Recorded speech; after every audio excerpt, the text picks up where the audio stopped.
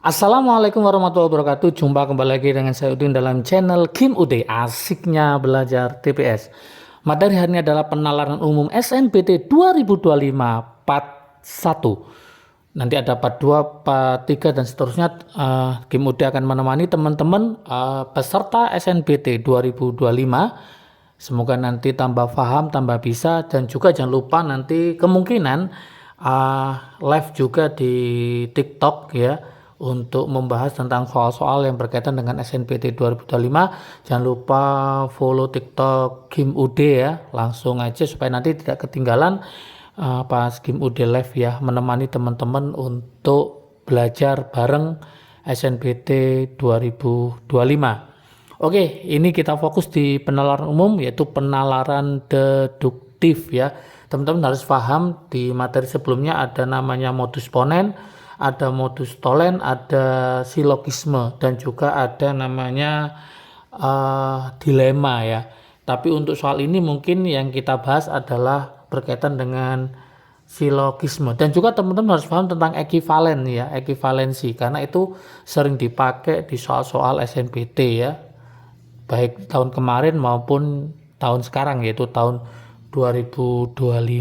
Oke, yang belum berhasil di SNBP jangan kecewa, masih ada kemungkinan terbaik nanti teman-teman keterima di SNBT 2025. Semangat belajar ya bersama Kim Udi juga. Jangan lupa pelajari semua, materinya sudah lengkap di video-video sebelumnya, baik penalaran kuantitatif, penalaran deduktif, baik materi maupun latihan soalnya. Yuk kita analisis untuk soal ini, bagaimana solusinya. Nanti ada pilihannya, ini memang nggak saya tulis supaya nanti Kim Udi bisa menjabarkan option pilihan nanti yang keluar ya untuk model soal seperti ini. Oke, kita coba langkah pertama, kita baca dulu ya. Jika karyawan tidur cukup, maka dia terhindar dari kelelahan ya. Karyawan kelelahan atau dia tidak akan sulit berkonsentrasi.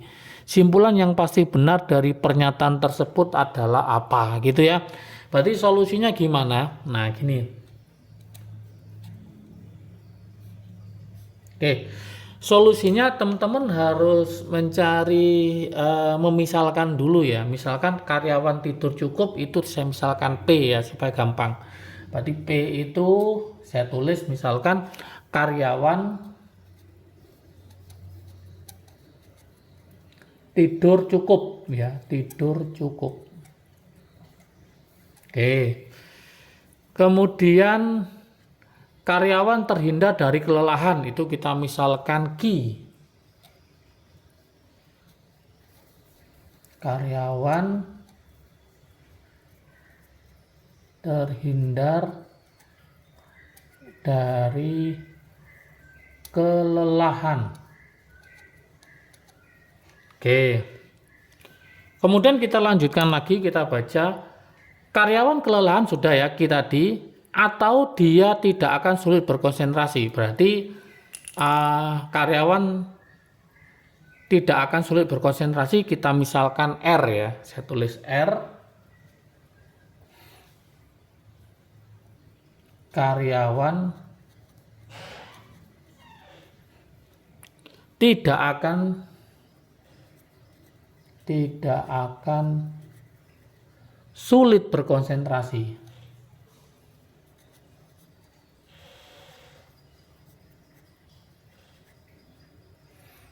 Oke, setelah ketemu permisalan PQR, maka kita coba, kita amati nanti ini modusnya modus apa. Nah, apa modus ponen, modus tolen, atau silogisme, atau dilema ya. Kita coba. Langkah pertama kita baca, jika karyawan tidur cukup maka dia terhindar dari kelelahan. Maka saya tulis jika P maka Q. Jika P maka Q. Oke, lanjut. Karyawan kelelahan, berarti kita pakai negasi. Kenapa? Karena karyawan terhindar dari kelelahan itu Q. Kalau karyawan kelelahan berarti negasi Q. Negasi Q. Kemudian atau dia tidak akan sulit berkonsentrasi, berarti R. Oke. Nah, seperti ini ternyata hasilnya. Maka kesimpulannya apa? Kita bingung kan ini. Ini bukan modus ponen, bukan tolen, ya bukan. Berarti ini kita harus mengubah dalam bentuk ekuivalennya. Oke. Masih ingat trik asiknya? Saya tulis di sini ya, trik asiknya. Oke, supaya teman-teman paham tentang ekuivalen. Saya tulis trik asik. Oke. Trik asiknya gini, kalau ekuivalen tentang jika maka depan beda,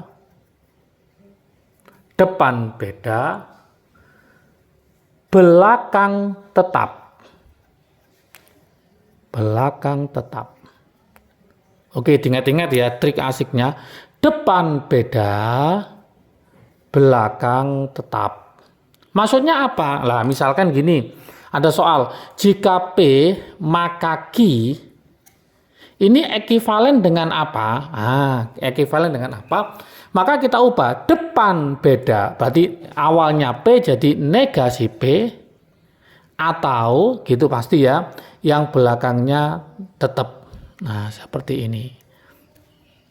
Nanti misalkan ada soal lagi, negasi P, jika negasi P maka negasi Q, gitu ya. Ini ekuivalen dengan apa? Ekuivalen dengan apa? Ingat, depan beda, belakang tetap. Depannya asalnya negasi P harus beda, berarti menjadi P saja, atau belakangnya tetap berarti negasi Q. Itu harus paham. Oke. Kemudian lanjutkan lagi, misalkan ada soal, misalkan P, jika P maka negasi Q. Ekuivalen dengan apa? Lagi-lagi depan beda, belakang tetap. Awalnya P jadi negasi P, atau yang belakangnya tetap negasi Q. Nah, ini kalau paham enak ya. Oke, ini untuk menjawab ini. Yuk kita lanjutkan lagi. Berarti logikanya ini ekuivalen dengan apa? Oke. Sekarang kita balik, misalkan negasi P atau Q. Maka kalau kita balik menjadi jika maka, yang depan beda, yang belakang tetap. Awalnya negasi P jadi P, yang awalnya Q tetap Q tapi pakai jika maka. Berarti ini bisa kita ekuivalenkan. Depan beda, berarti depannya adalah Q, belakangnya tetap R, berarti tapi pakai jika maka. Seperti ini. Dari sini maka bisa kita mainkan di sini, ini jika P maka Q, jika Q maka R.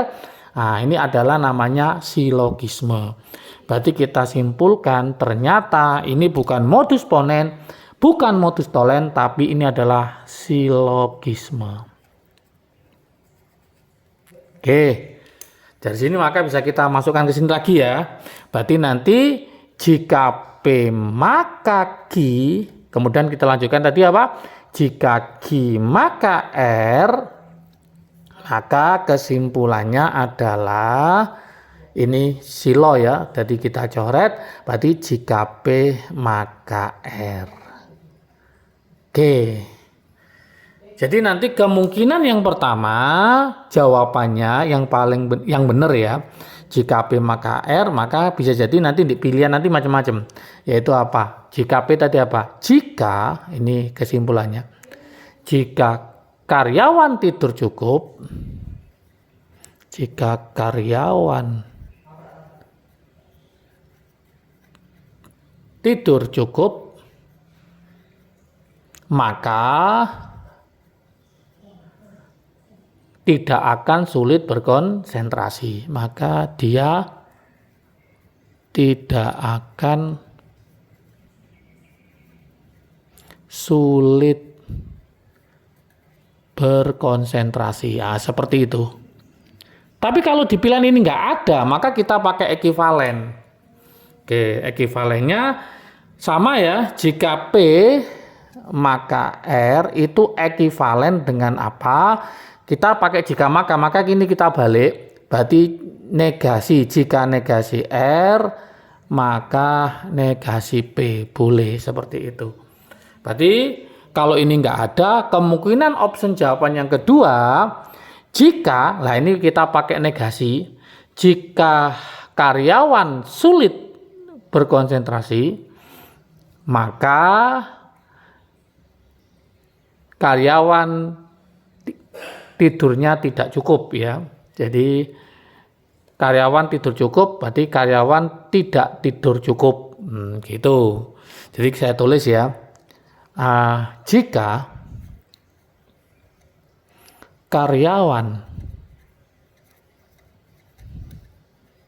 sulit berkonsentrasi,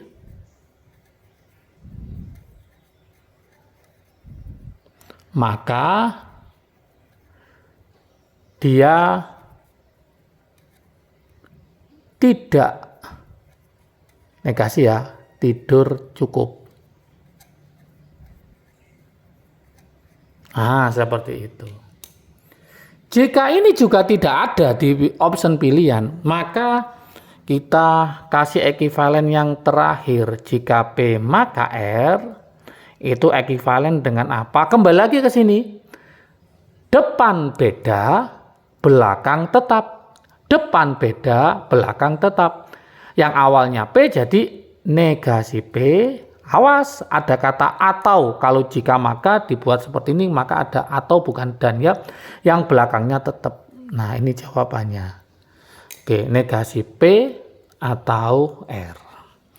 Berarti kalau kita cek di situ, negasi P atau R, yang P itu kan karyawan tidur cukup. Maka karyawan tidak tidur cukup. Nah, negasinya. Berarti nanti option jawabannya yang ketiga, kalau ini nggak ada ya teman-teman. Berarti karyawan tidak tidur cukup karena negasi ya. Tidak tidur cukup atau R. Atau dia tidak akan sulit berkonsentrasi, atau dia tidak akan sulit berkonsentrasi.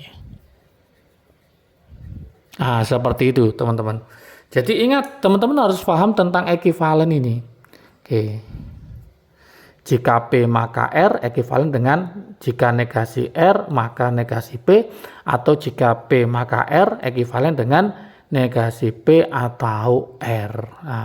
Ingat trik asiknya untuk merubah jari jika maka menjadi atau, itu adalah depan beda, belakang tetap. Yang jika maka, terus ini jadi atau. Seperti itu.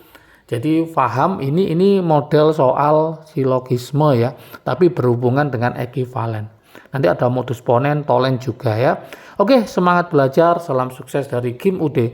Asiknya belajar TPS. Assalamualaikum warahmatullahi wabarakatuh.